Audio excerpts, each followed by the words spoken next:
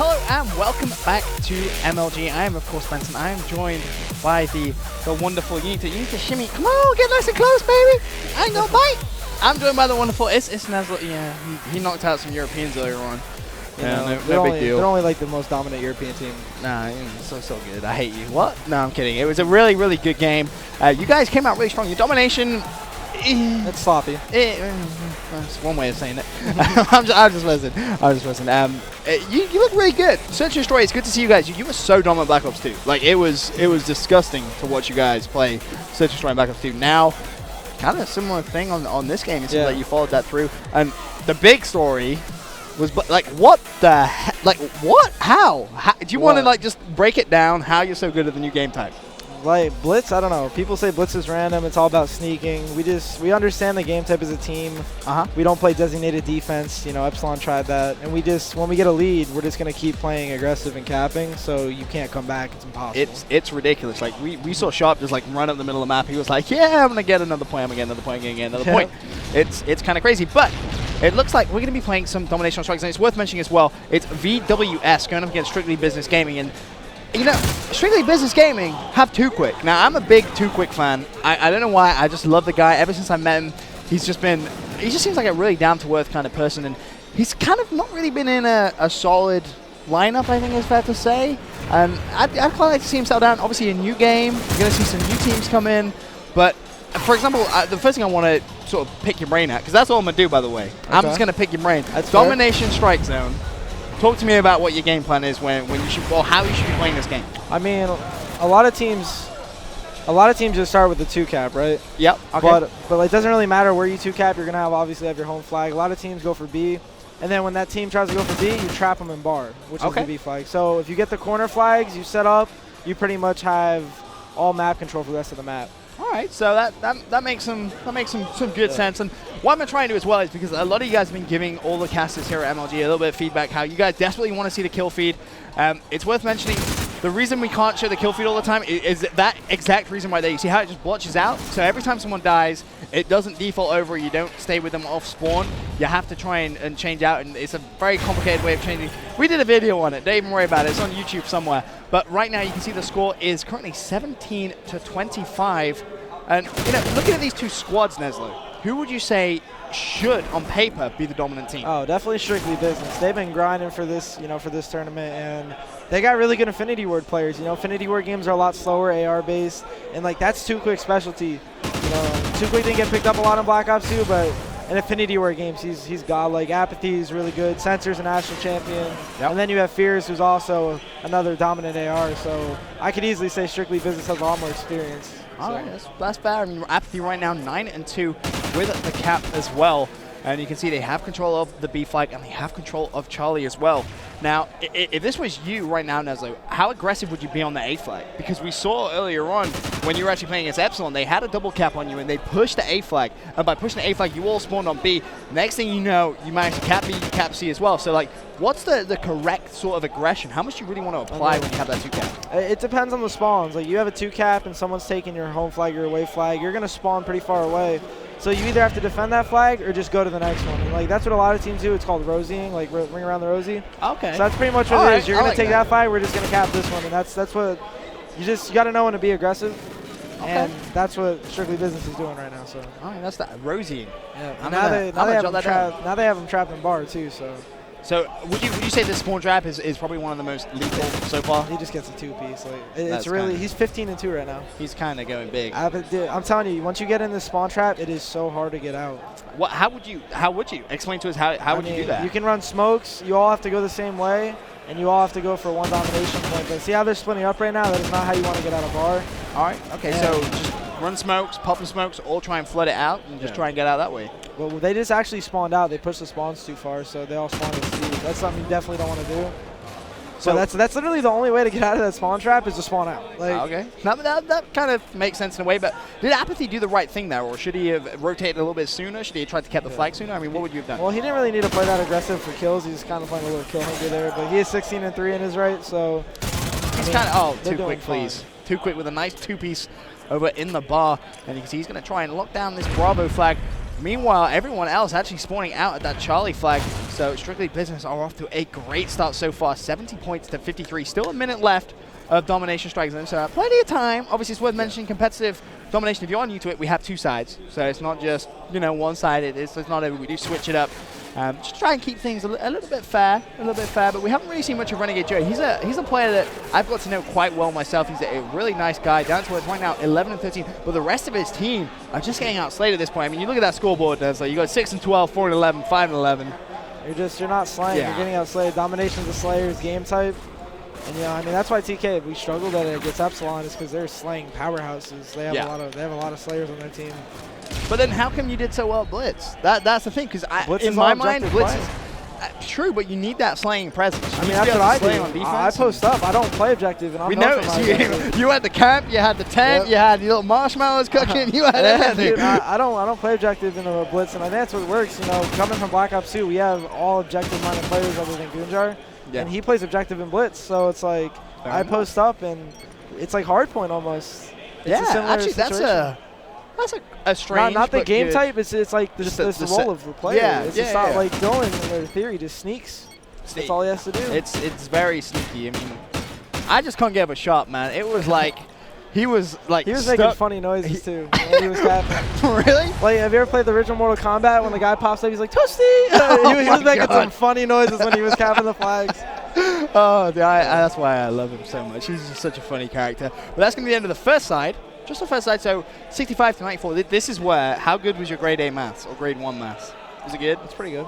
All right. Okay. So do the maths. What's the lead? 65 to 94. All right. It is 29. Are you sure? Yeah. Wait. I don't. Yeah, it's 29. Are you sure? I'm positive. I'm positive. It is 29 Okay, points. all right. So I'm not even gonna check it. I'm not even gonna do it in my mind. We're just gonna put it down as 29. 65 to 94 is 29. Are you sure? Yes. That doesn't sound right. I think it's. I'm just messing with you. It's 94. It's right. It's all good. It's all good. It's 94. Yeah.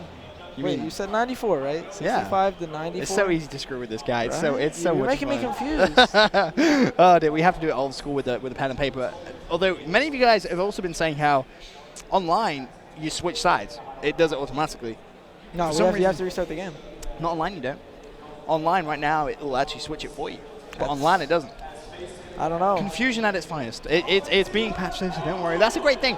A lot of the sort of small things that have been coming out, like people are saying there's problems, etc., they're going to get patched like that. Yeah. And that's really good. Infinity Ward's been doing a good job of listening.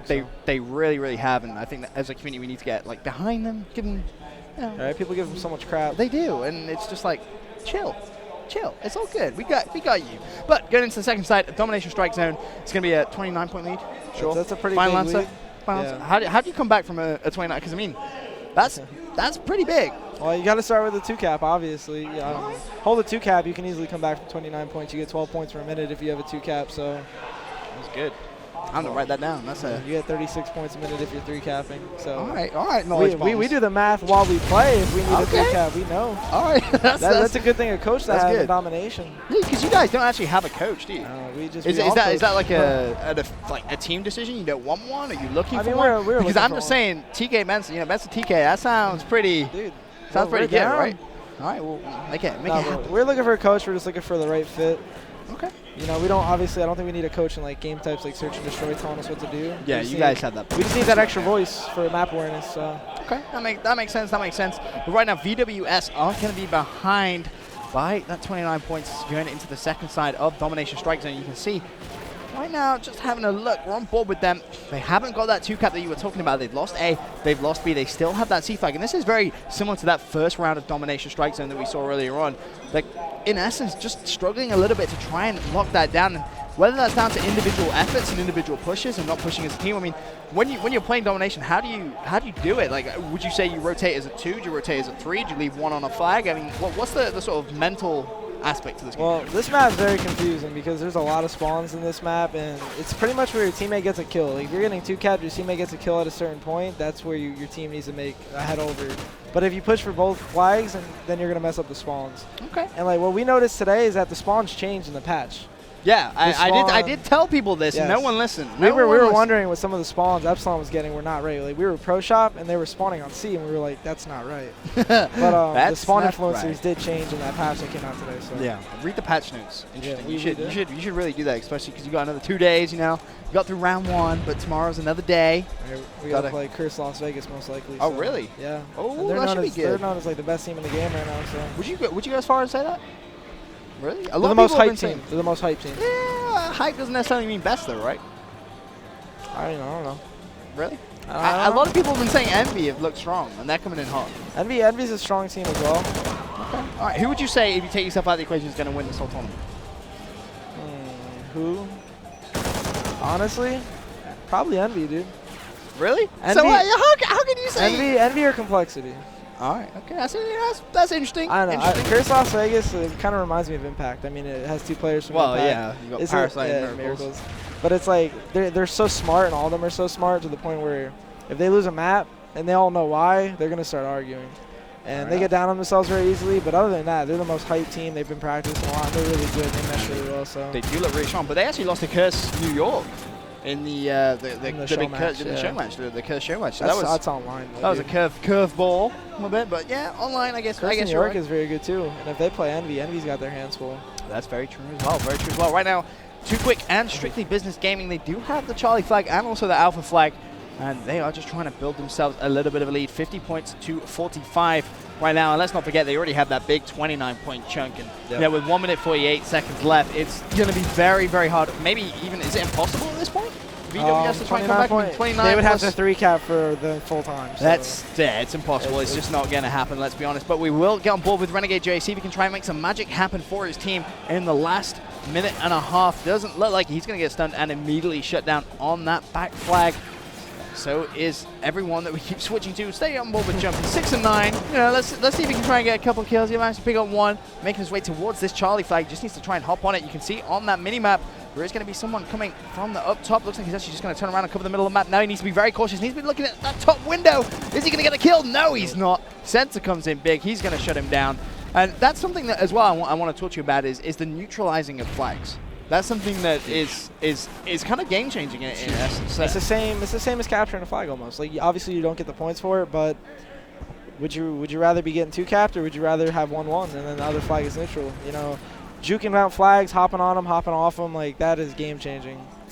So how do you approach the let's say you have A and B right now, okay? And the opposition team have C. Would you recommend pushing that C flag to neutralize and backing off to hold the spawn? Or would you say just all out go for that trip cap? Depends on the map. The spawns are all different. Octane is a very friendly 3-cap map. We scrimmed Envy on that map and they 3-capped us for 4 minutes. Like really? Yeah, there's a spawn where you can just spawn that strip club over and over and over again and you can't do Wow. anything about it. But maps like this, you can't 3-cap. It's impossible. Because of the spawns and the way that they work. You'll spawn bar if you have A and C and you just cap B. And then, or they'll spawn bottom A or they'll spawn bottom C. So they basically spawn on the flag. So no matter what, they're going to get a spawn right on the flag. Okay, that makes perfect sense. But the last couple of seconds doesn't really matter. Strictly Business Gaming doing the bit. See what I did there? Doing the business. Strictly Business Gaming. See, yeah, you get it. You get it. They're going to go 1 map up in this best of 3. So congratulations to them. Apathies, Lion. What was the final score? 17 and 9. Damn. Last that's side just he off 5 minutes as well. They all have 2 caps too. That's Magic. good rotation. That's good teamwork as well. That's good Not leaving rotation. it down to just one person, because that's something we saw a lot of other We teams do. do. No, you would not necessarily. Some people, like sometimes, like I won't even touch a flag. Like, Really? It depends. It's rotation. Well, you're just a I like You're to just a push kill out. boy. I like to get cutoffs. I like to get, yeah. That's my comfort Cut-offs, zone. that's That is my basically you just comfort trying to zone. play for kills is what that is. That's my comfort zone. All right, if you say so. But that's going to be everything for round number 1. We'll be right back after this quick commercial break with the next game.